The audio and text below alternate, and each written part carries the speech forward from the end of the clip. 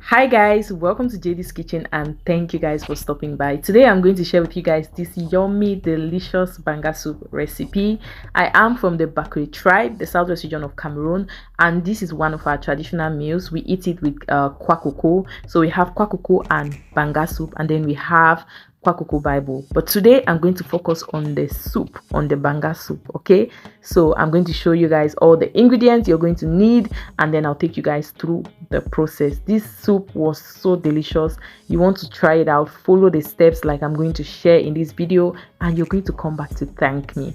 So to make banga soup, there's a process that you need to do with your banga. I will show you guys, but yeah, let's jump right into the ingredients. So you need your banga. This is what we call banga. I'm sure a lot of people, or let me say palm nuts, because when I say banga, I feel like a lot of people might not know, but this is palm nuts. So this is what they actually use to make red oil. So I'm just going to go ahead and wash my palm nuts. I've washed them, and then I'll go ahead to put some water just slightly above the palm nuts, and then I'm going to boil it till the pulp, till the skin of the palm nut is soft.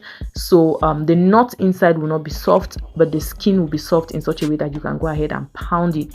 So you see me pounding my nut. I'm going to pound it until it gets soft in such a way that I can wash it.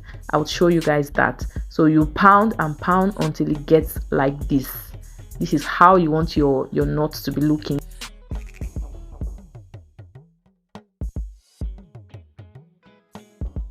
So I'm just going to go ahead and take it out of my mortar, and then I'm going to use warm water to wash it so that I can extract all the oil from there. Yeah, this is what it's looking like.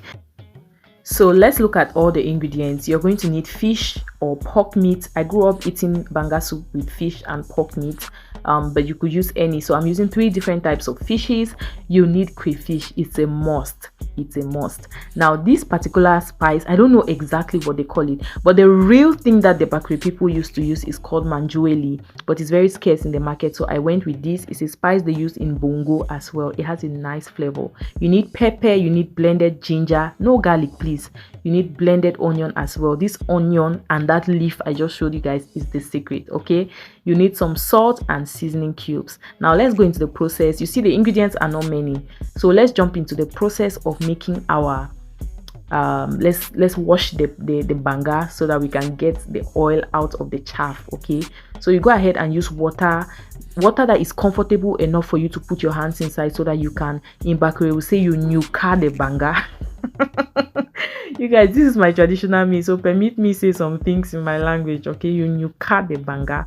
So you wash it, you squeeze it. You want to use water that is bearable. Don't use boiled water, just use water that is enough to extract the oil. Okay, so the oil can melt and come out of the chaffs. You see what it's looking like. So I'm going to layer this the sifter to ensure that no like you don't have some little particles of chaff going through the sifter, because the holes are quite big. So I'm going to layer it with the chaff, and then I will now strain the liquid, the oil. Okay, yeah, that's it. You guys, you see that leaf that I showed you at the beginning? Please don't cook your banga soup without it, or you go and look for the proper manjueli in the market. Go to the market and look for a Bakri woman in the market and ask her that you want manjueli. Okay, so this is what it's looking like. Another tip, you don't want to over put water. So I'm just going to wash this palm nut twice, because I don't want it to be too light. If you wash it a lot, you have a lot of water, and then you have to boil it for so long before it thickens.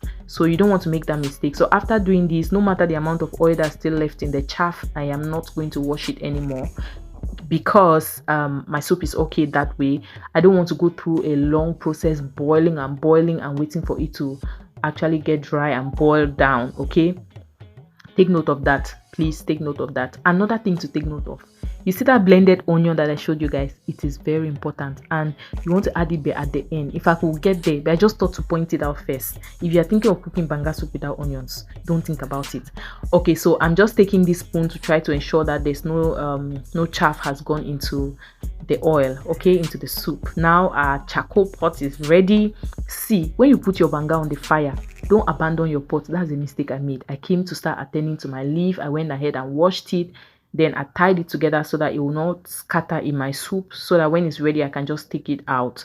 But during this process, my pot was boiling, the charcoal was so hot, and then the top part, which has that oily, that's the best part of your soup, it started throwing out. I had to run and go and open the pot.